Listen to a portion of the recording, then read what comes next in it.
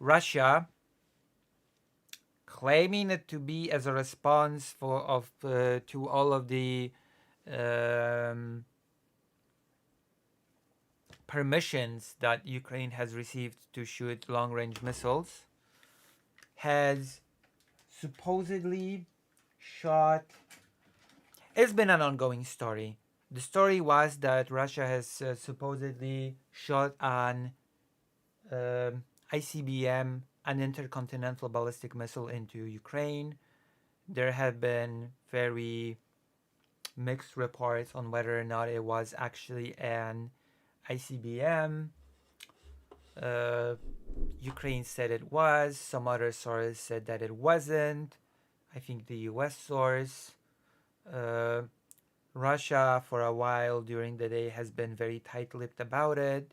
Spokespeople have received sort of like um, instructions to not talk about it, and then we had news um, we had all slew of news about the intercontinental ballistic missile being shot. We're going to take a look at one of them. Kyiv reports Russia's first intercontinental ballistic missile launch of ongoing war.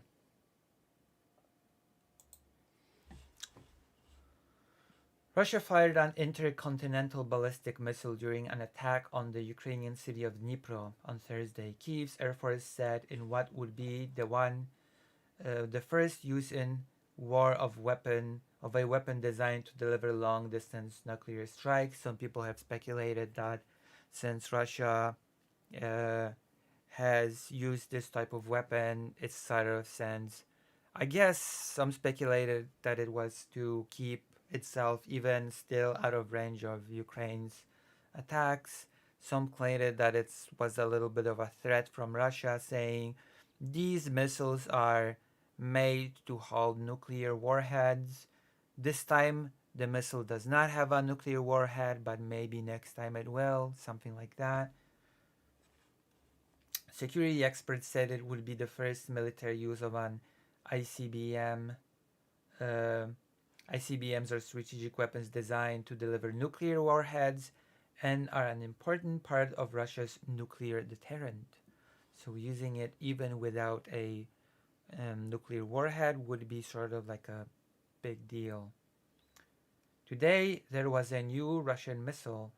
All the characteristics, speed, altitude, are of an intercontinental ballistic missile, so it was not 100% confirmed.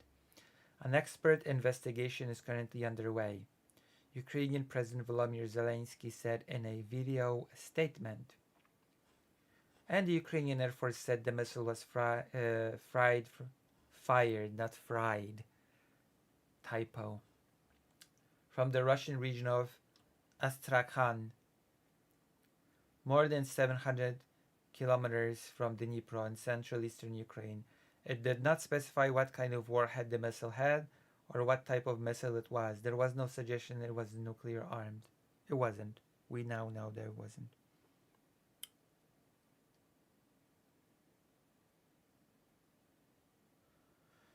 Asked about the Ukrainian Air Force statement, Kremlin spokesman Dmitry Peskov told reporters to contact the Russian military for comment.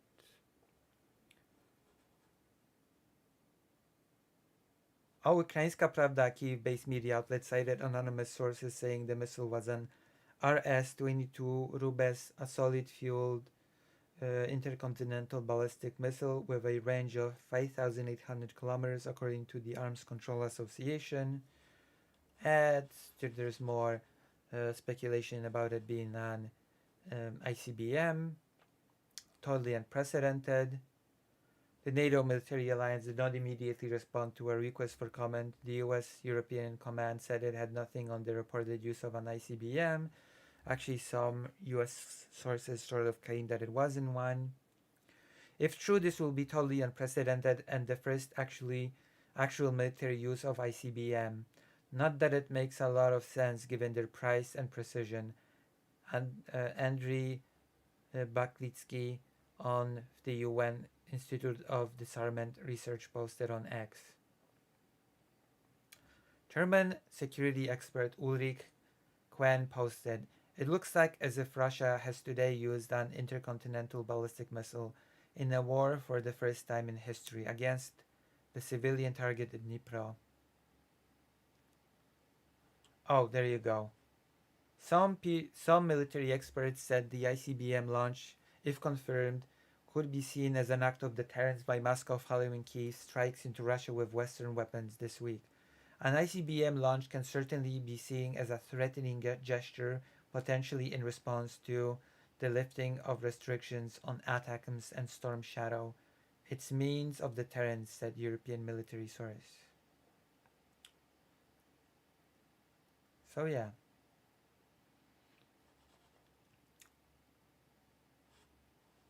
And now, later, Russia itself has sort of confirmed what sort of missile it was.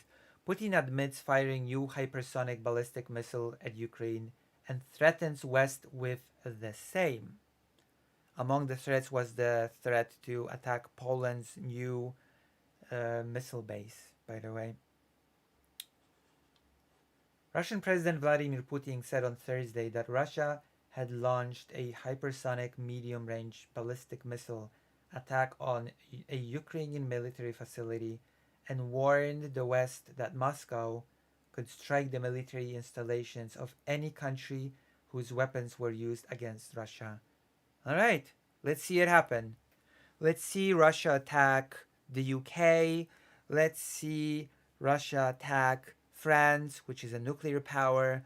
And lastly, let us see Russia attack the United States of America, since it seems like in recent days Ukraine has in fact used weapons of these countries to strike within Russia, so there should be a response.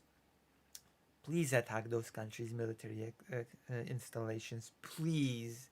Please make my day. Please do it. Do it, Russia. I dare you. Putin accused the West of escalating the conflict in Ukraine by allowing Kyiv to strike Russia with long-range missiles, and that the conflict was becoming global. It was sort of global all this time, in the sense that many countries from around the globe were sort of adding their little pieces to this conflict. He had also, yeah, because inviting North Korean troops directly into the war does not make it global at all. Introducing whole contingents from Asia. Oh yeah, that's not escalation at all. That is not globalizing the conflict in the slightest. No, no, no, no.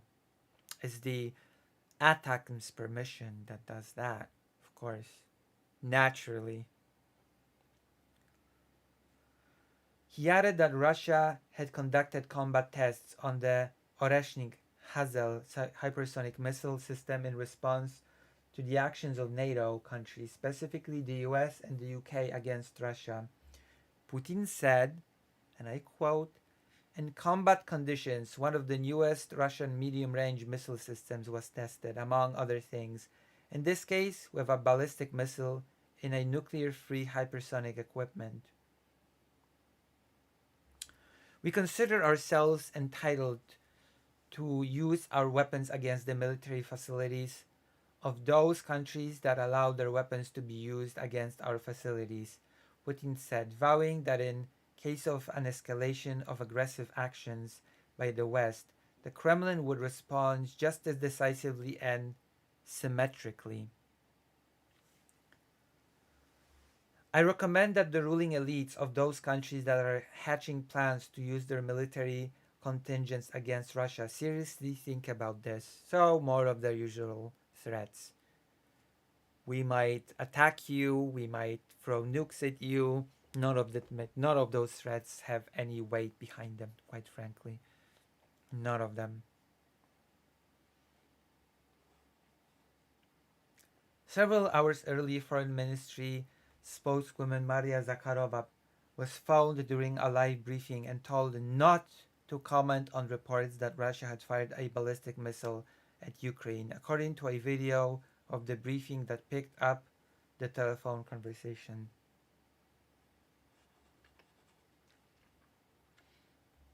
Asked about the conversation by Russian state news agencies, Zakharova said that while preparing for the briefing, she had asked experts for clarification on certain topics, as is standard practice. That's one way to put it, isn't it? New kind of missile.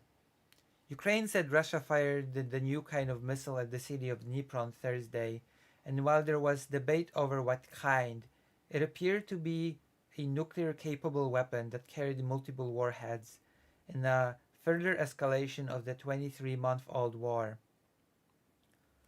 A group of glowing projectiles could be seen plummeting to the ground from the night sky in a video published by Come Back Alive. I know that organization. I would love to talk to them. A Ukrainian military charity. It said the video was of the Dnipro overnight. I should contact them again. I should write them again. Come Back Alive. Let's see.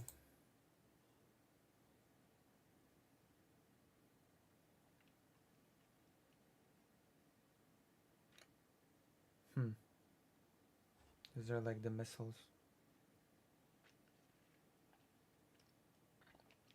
That's the video. Kyiv said Russia had used an intercontinental ballistic missile, a weapon designed for long-distance nuclear strikes and never before used in war. It could be sort of a threat of, we used it without the nuclear warheads this time, but who knows, maybe next time they will contain them. 3 US officials said it was an intermediate range ballistic missile that has a smaller range. Security experts said that if the Dnipro strike involved an intercontinental ballistic missile, it would be the first use of such a missile in war. ICBMs are strategic weapons designed to deliver nuclear warheads and are an important part of Russia's nuclear deterrent. Intermediate range ballistic missiles have range of 3,000 to 5,500 kilometers. ICBM or IRBM, not important. Whether it was an ICBM or an IRBM, the range isn't the important factor, said Fabian Hoffmann, a doctoral research fellow at Oslo University who specializes in missile technology and nuclear strategy. The fact that it carried a MIRVed, multiple independently targetable re-entry vehicle payload, that basically, the MIRV thing basically means that you have multiple warheads, that you can pack with multiple nuclear warheads. Payload is much more significant for signaling purpose and is the reason Russia opted for it. This payload is exclusively associated with nuclear capable missiles. Russia also fired a Kinzhal hypersonic missile and 7 Kh-101 cruise missiles, 6 of which were shot down, the Ukrainian Air Force said. The Air Force did not say what the ICBM targeted or whether it had caused any damage, but Regional Governor Serhiy Lysak said the missile attack damaged an industrial enterprise and set off fires in Dnipro. 2 people were hurt. 2 people were hurt. Reuters reported that a US official said the United States was pre-notified by Russia shortly before its strike. Yes, this is one of the things that Vladimir Putin said, by the way. Reuters reported that a US official said the United States was pre-notified by Russia shortly before its strike. Vladimir Putin basically said, we warned the US before doing this. But did they warn us before the ATACMS and etc. attacks? With an experimental and intermediate range ballistic missile on Dnipro through nuclear risk reduction channels, If true, this will be totally unprecedented and the first actual military use of ICBM. Not that it makes a lot of sense given their price and precision, Andriy Bavlitsky of the UN Institute for Disarmament Research posted on X. German security expert Ulrich Kuhn posted, "It looks as if Russia has totally used an intercontinental ballistic missile in a war for the first time in history."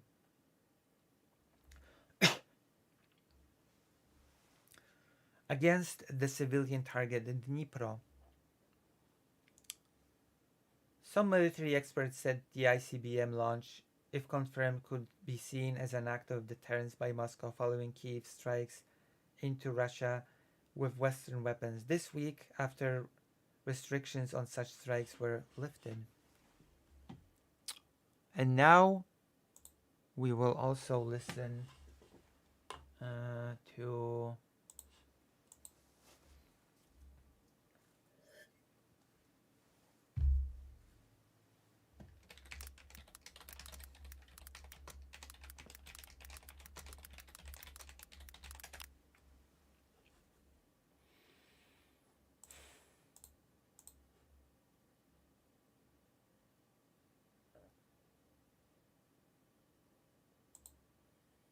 the statement that he made.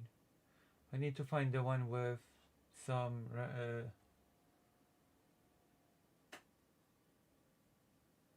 There you go.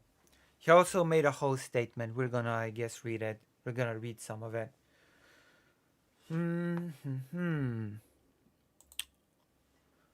President of Russia Vladimir Putin. I would like to inform the military personnel of the Russian Federation Armed Forces, citizens of our country, our friends across the globe, and those who persist in the illusion that a strategic defeat can be inflicted upon Russia, about the events taking place today in the zone of the special military operation, specifically following the attacks by Western long-range weapons against our territory. So this is basically a statement that followed the permissions given by the US, the UK, and France, the attacks done by Ukraine. Of course, Russia would give us some sort of an official statement about that. That was predictable, of course.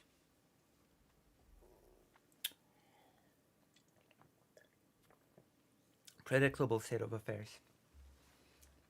The escalation of the conflict in Ukraine, instigated by the West, continues.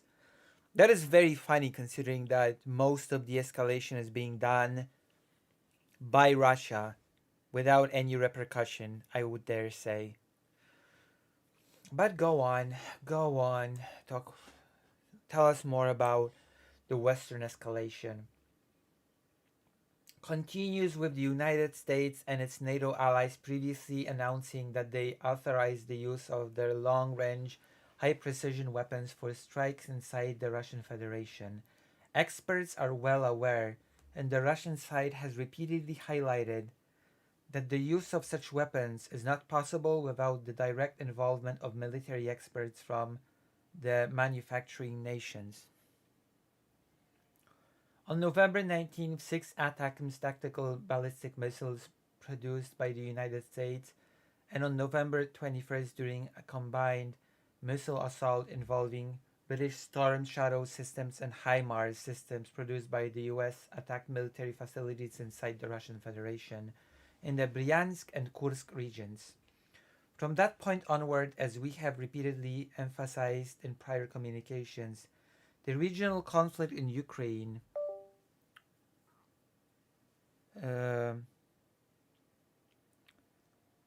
the regional conflict in Ukraine provoked by the West, because of course it was all a Western provocation, the fact that Russia has invaded Ukraine, has assumed elements of a global nature.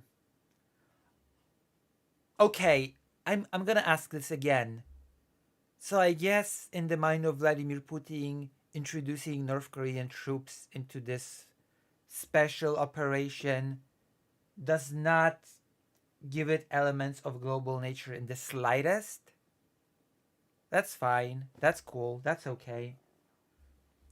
Our air defense system successfully counteracted those incursions, preventing the enemy from achieving their apparent objectives, which apparently is not entirely true, but that's neither here nor there.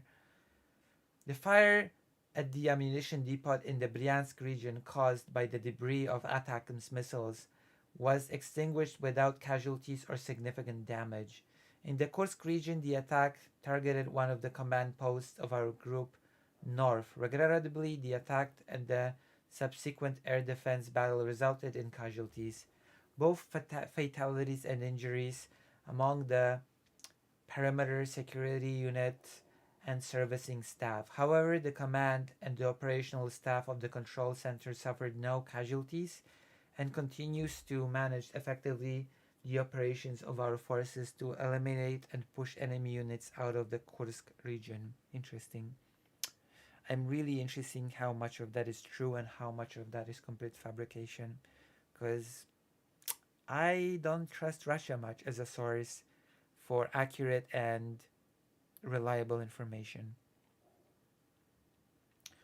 I wish to underscore once again that the use by the enemy of such weapons cannot affect the course of combat operations in the Special Military Operation Zone. Our forces are making successful advances along the entire line of contact, and all objectives we have set will be accomplished. Which begs the question, what are those objectives exactly? What is the full scope of these objectives? And how will it affect Donald Trump's plans to end the war quickly? In response to the deployment of American and British long-range weapons on November 21st, the Russian armed forces... Okay, now I see what's happening.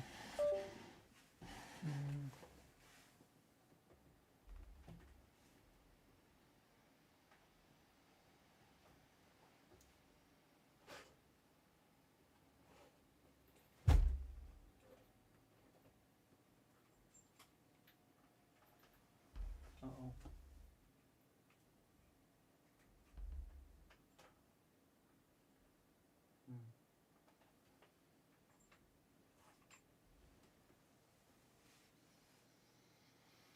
No way. Something wrong with my... No, that's not the one. My tablet cable seems to be malfunctioning. I sure hope it's not, because that would be very bad. I would not be able to afford to replace it, whatever. Let's think about it later.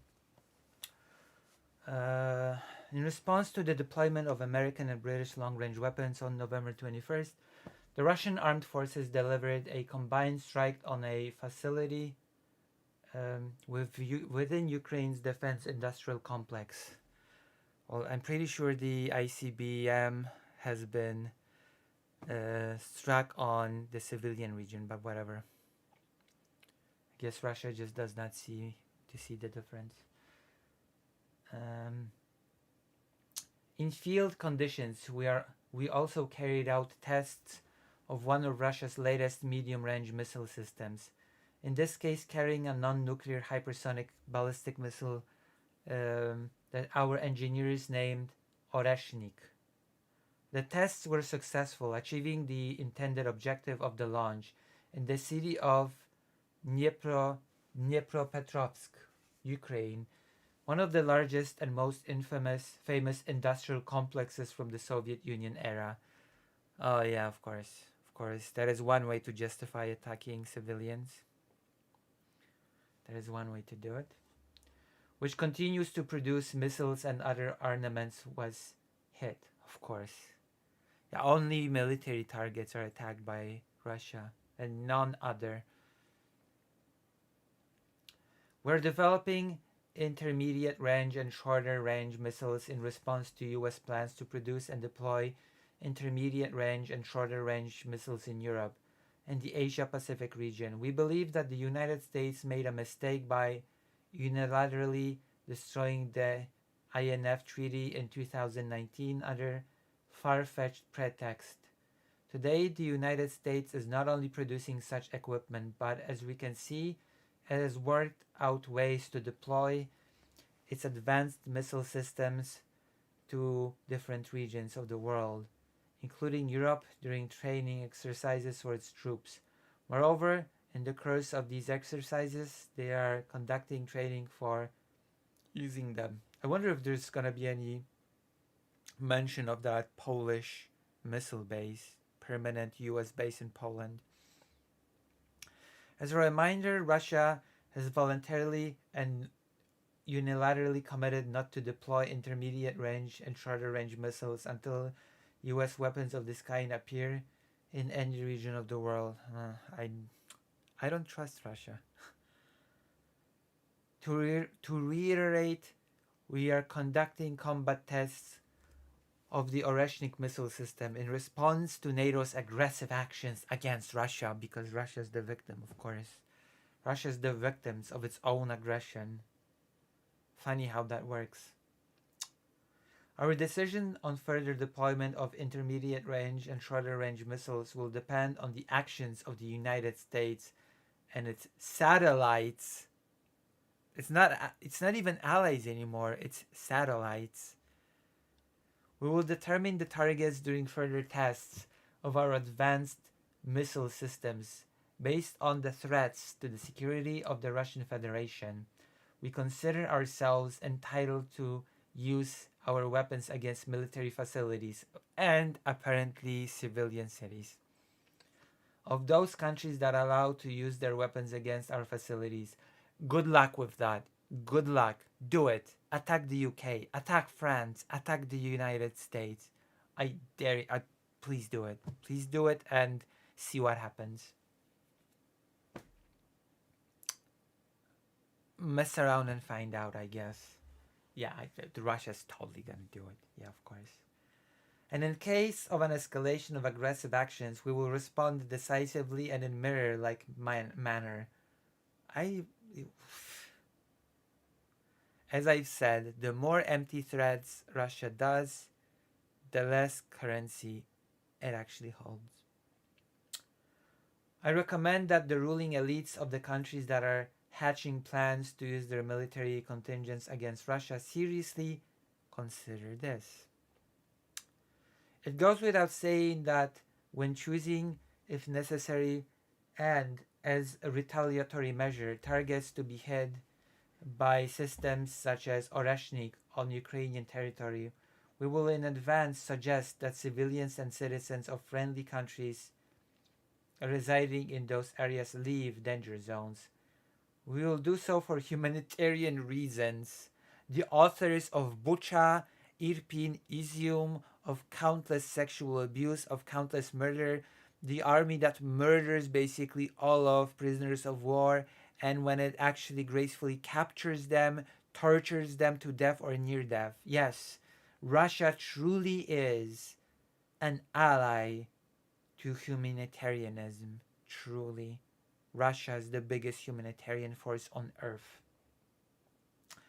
Openly and publicly, without fear of counter moves coming from the enemy, who will also be receiving this information.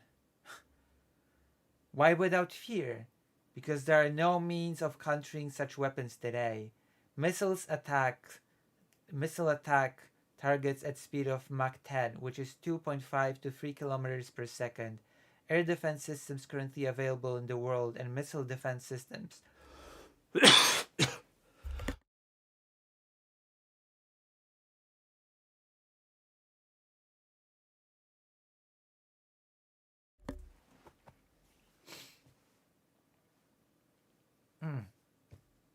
air defense systems currently available in the world and missile defense systems being created by the Americans in Europe cannot intercept such missiles. It is impossible. I would like to emphasize once again that it was not Russia, but the United States that destroyed the international security system, and by continuing to fight, cling to its hegemony, they are pushing the world into a global conflict. There we have it.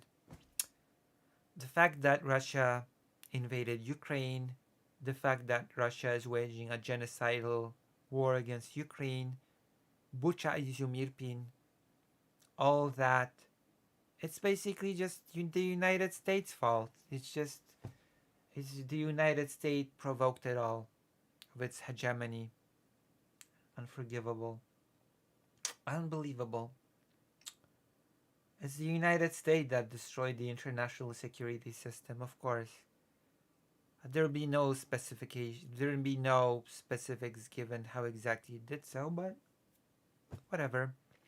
Who cares about the fact that Russia is currently behind 40% of all misinformation in Africa as it tries to claw its way into the African space via its three main means.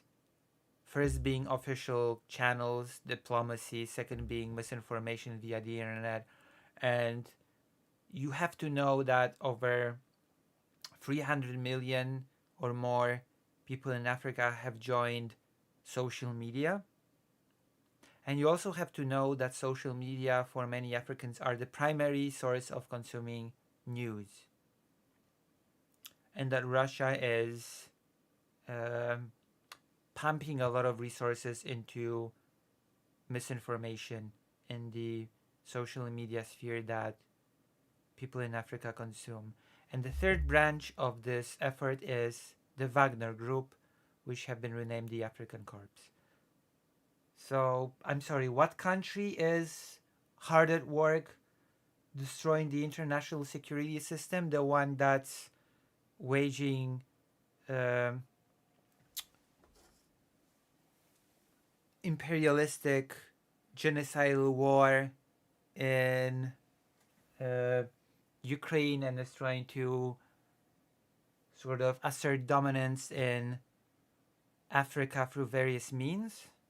Or is it maybe the United States? Like, I'll let you be the judge of that. Ridiculous. I'm sorry.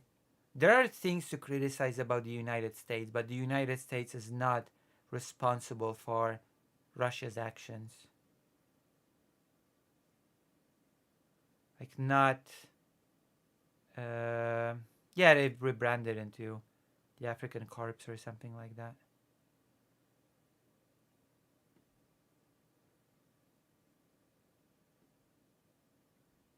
It does, but the U.S. has its faults, but it is not responsible for Russia's actions. So let's not be like it's ridiculous. It is a ridiculous thing to say. We have always preferred and are ready to now to resolve all disputes by peaceful means. Bullshit. I'm sorry, that is such bullshit. I should not be swearing, but I've never heard bigger bullshit in my entire life. But we are also ready for any turn of events. If anyone still doubts this, make no mistake, there will always be a response. So that is a statement made by Vladimir Putin to all of this, to all the recent happenings, to all the permissions. It's basically Russia's response up to a whole collection of things. Missile permissions, probably also the Polish missile base, and a few other factors. I call bullcrap. I do not believe for a second that Russia will actually attack the United Kingdom. Not to even mention France, because they have nukes as well. Not in a million years do I believe that Russia would attack the United States. So all this comes off like as empty boasting.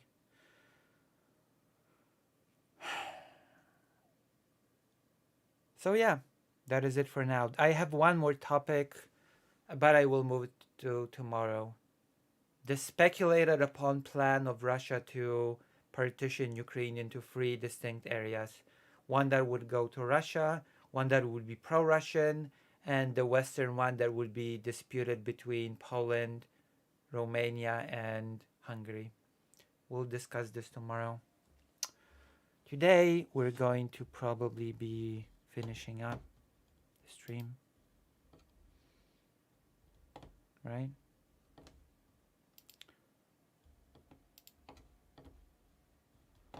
Today, we'll probably be finishing up.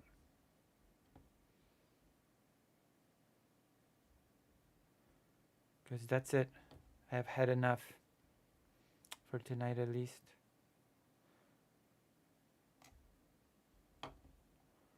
Right? Maybe we'll watch the debate between Chen Kyuger and Destiny. We'll see.